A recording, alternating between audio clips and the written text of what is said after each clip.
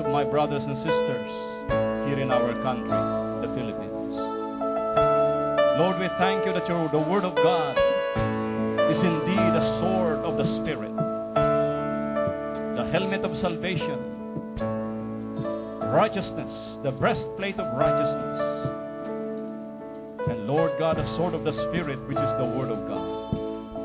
Father, we thank you na minsan pa, O Diyos, patuloy naming pagninilayan ang iyong mga salita, the Word, which is so powerful, O God, sharper than any double-edged sword. Oh, thank you, Lord, for the privilege of being able to preach through television, O God, nationwide and overseas, O Father. Thank you, Lord, for the presence of my brothers and sisters who are here listening. And thank you, Lord, for those who in the privacy of their homes are listening to the Word of God tonight, this Holy Thursday. Father God, we thank you to anoint my lips, make it like a pen of a ready writer, O God, and anoint every ear and every heart that will listen to your Word, O God, tonight. And Father God, we just give you back all the praise and glory in Jesus' mighty name. And everybody shout, everybody shout, everybody shout. Palakpakan natin ang ating Panginoong Diyos na buhay, mga kapatid. Hallelujah. Alam ko po na ang araw natin ngayon ay pulang-pula.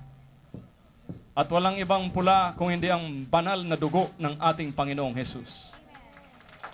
Amen. And of course, the red symbolizes the presence of the Holy Spirit. Sigaw niyo, Holy Spirit.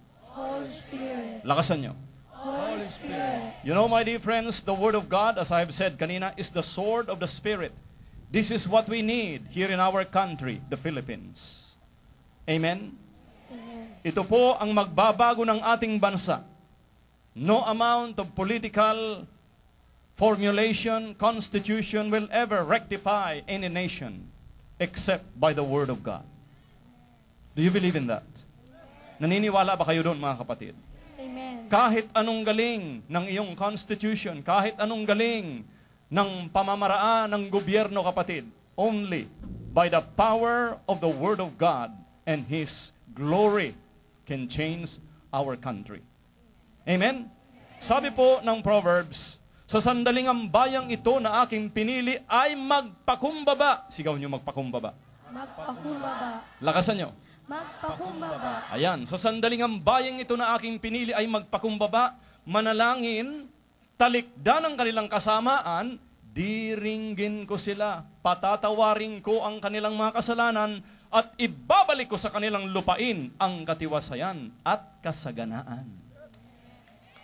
Diyos ang nagsabi niyan, kapatid. Isigaw niyo, Diyos ang nagsabi niyan. Diyos ang nagsabi niyan. Aba kapatid, kung Diyos ang nagsabi niyan, napakatindi nun. Sabi nga ni Jesus, heaven and earth will pass away, but my words will not pass away. Meaning, 1 million years from now, sa langit, 2 billion years from now, yung isinisigaw ni Archie Giribang salita ng Diyos, yan pa rin ang isisigaw natin sa kalangitan forever! Sigaw nyo, forever. Forever. Lakasan nyo. Forever. Sigaw nyo. Forever. That's the touch of eternity, my dear friends. Kaya ngayong hapong ito, ngayong gabi, ang feeling ko po, touch of eternity. Amen? Alam mo, itong pulang ito, basta langit, ang tatapakan natin, pure gold. Don't you know, my dear friends, that in heaven, what we will step on is pure gold, streets of gold, kalsada ng ginto. Hallelujah! Sigaw nyo, hallelujah! Hallelujah. So ang tatapakan natin, kapatid, kalsadang ginto. Sigaw nyo, kalsadang ginto. Kalsadang ginto. Lakasan nyo.